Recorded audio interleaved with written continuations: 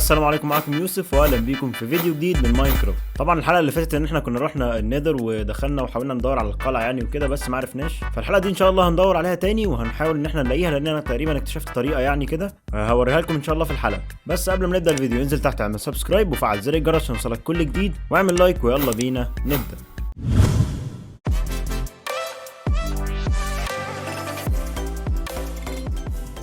في البدايه كده يا شباب خلينا اوريكم حاجه كده عملتها في البيت، وهي مكان كده تحت الارض. يعني المكان ده ممكن بعد كده ان احنا نخزن فيه الحاجات المهمه او ان احنا نحط فيها اي حاجه احنا عايزينها. فزي ما انتم شايفين عملته كده كله وخليت فيه مكان هنا كمان، يعني مكان كويس كده وواسع وممكن نحط فيه اي حاجه احنا عايزينها. واي حد فيكم هيسالني ليه لابس الدرع الذهبي ده مش لابس الدايموند، فانا زي ما قلت لكم الحلقه اللي فاتت لما بنكون لابسين حاجه من الذهب الوحوش اللي موجوده في النيذر مش بتضربنا او مش بتعمل لنا حاجه، لان احنا لابسين ذهب. ومش معايا ذهب ان انا اعمل بوتس، فلقيت كده عندي درع من الذهب يعني فقلت البسه، رغم ان هو اضعف بكتير يعني من الدايموند وكده. دلوقتي اول حاجه هنعملها ان احنا ناخد القمح كله بتاع المزرعه زي ما انتم شايفين كله موجود، وناكل الحيوانات اللي عندنا ونعمل شويه اكل، وبعدين نروح على النيذر بقى معانا الاسلحه ومعانا كل حاجه وندور على القلعه تاني. A few moments later. طيب دلوقتي اخدت كل القمح وزرعت المزرعه من تاني، ودلوقتي خلينا نروح عند الحيوانات كده عشان نشوف لو عايزين ياكلوا ولا حاجه. خليني كده ابدا اكل الحيوانات يعني، وخليني كمان اكل الخرفان كده زي ما انتم شايفين. طيب دلوقتي يا شباب اكلت كل الحيوانات، وخليني دلوقتي اروح اعمل لي شويه اكل. انا معايا يعني شويه حلوين من الاكل برضو، يعني مش محتاج كتير. ولكن يا شباب قبل ما ندخل النيذر في حاجه عايز اقولها لكم ضروريه، وهي دي اللي هتساعدنا ان احنا نلاقي القلعه، وهي ان احنا لازم نلاقي يا شباب الزهره بتاعه اللي هي عباد الشمس دي. لازم كده ندور عليها في الغابه يعني ونلاقيها، وبعدين نروح بيها النذر، ولما نحطها بتوجهنا على ناحيه القلعه. يعني مثلا لو القلعه كانت على اليمين فالزهره دي هتميل ناحيه اليمين عشان احنا نروح في الاتجاه ده. فدلوقتي خلينا ندور عليها كده شويه واشوفها. يعني في زهور كتير جدا موجوده هنا بس هي مش موجوده، يعني بقالي شويه بدور عليها، فلو لقيتها شباب هرجع لكم تاني يعني. 2 hours later. يا شباب زي ما انتم شايفين لقيت مجموعه كبيره جدا هنا موجوده على البحر هنا، فخليني دلوقتي اخدهم كده. يعني تقريبا مش هنحتاج غير واحده بس خليني اخدهم كلهم احتياطي يعني.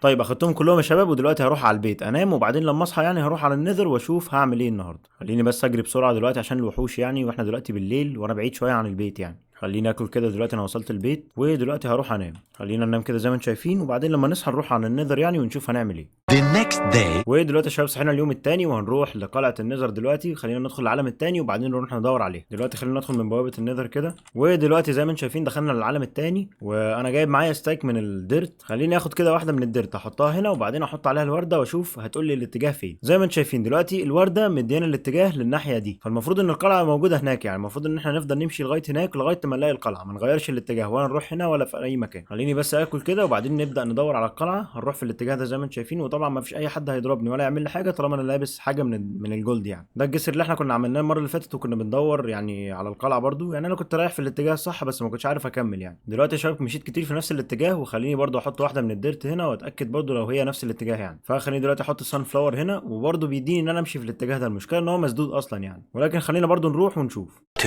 2000 years later. يا شباب بعد تدوير كتير جدا لقيت الفنس بتاع القلعه موجود هناك، لكن لسه قدامنا مشوار. يعني انا عمال ابني كده زي جسر، بس قدامنا مشوار يعني على ما نوصل. فهوصل القلعه كده بعدين ارجع لكم تاني. زي ما انتم شايفين فاضل بس ان احنا نبني جسر من هنا يودينا لغايه القلعه وكده خلاص. طيب يا شباب دلوقتي عملت الجسر ده وصلت لغايه القلعه، بس المشكله ان هي تحت يعني، فاحنا شكلنا كده هننط واللي يحصل يحصل. واخيرا دلوقتي يا شباب وصلت القلعه، بس في سبونر هنا بيرسبن الوحوش يعني، واحنا هنستناهم عشان نقتلهم. زي ما انتم شايفين هم الوحوش موجودين هنا، المفروض ان احنا نقتلهم يعني. كده يا شباب الوحوش هنا صعبه، اصعب بكتير من العالم بتاعنا العادي يعني. زي ما انتم شايفين بيرمي علينا نار اصلا، وفي واحد تاني هناك كمان. قتلنا واحد يا شباب زي ما انتم شايفين، بس المفروض اللي هو ينزل لنا البليز روت لما نقتله يعني. مستني برضو يطلع لي وحوش تانية. زي ما انتم شايفين طلع لي واحد اهو، ودلوقتي خلينا نقتله واحد تاني كمان. انا زي ما انتم شايفين عمال اضرب فيه وعمال هو كمان يضربني يعني. المفروض ان انا اسد بالدرع، بس المشكله مش عارف يعني. دلوقتي اخدت اول بليز روت بعد ما قتلت كذا واحد، بس دلوقتي المفروض ان انا اخد منها تقريبا 6. زي ما انتم شايفين عمالين يرسبن لي وحوش كتير جدا يعني. المفروض ان انا اصد الضربات اللي بتيجي لي دي، بس مش عارف يعني. المفروض ان انا اقتلهم دول اللي موجودين هنا. دلوقتي الشباب عمال احارب فيهم وبرده مش عارف اقتلهم يعني. يا دوب قتلت واحد اهو دلوقتي، والتاني عمال يضربني يعني من فوق وحلتنا حاله يعني. دلوقتي يا شباب بعد ما قتلت كتير منهم يا دوب اخدت 2 من البليز رود. يعني المفروض ان انا محتاج اصلا 6. في ناس بقتلهم ومش بينزلوا منها يعني. خليني دلوقتي بس اكل كده، ودلوقتي خليني اقتل ده كمان. طبعا هو لما يضرب عليا المفروض ان انا اصد زي كده وبعدين اروح اضربه يعني. زي ما انتم شايفين قتلته وما نزليش برده حاجه. ودلوقتي يا شباب جمعت 4 زي ما انتم شايفين، فاضل بس 2. في واحد هناك هنا معلق مش راضي يضرب عليا من بدري، مش عارف ماله.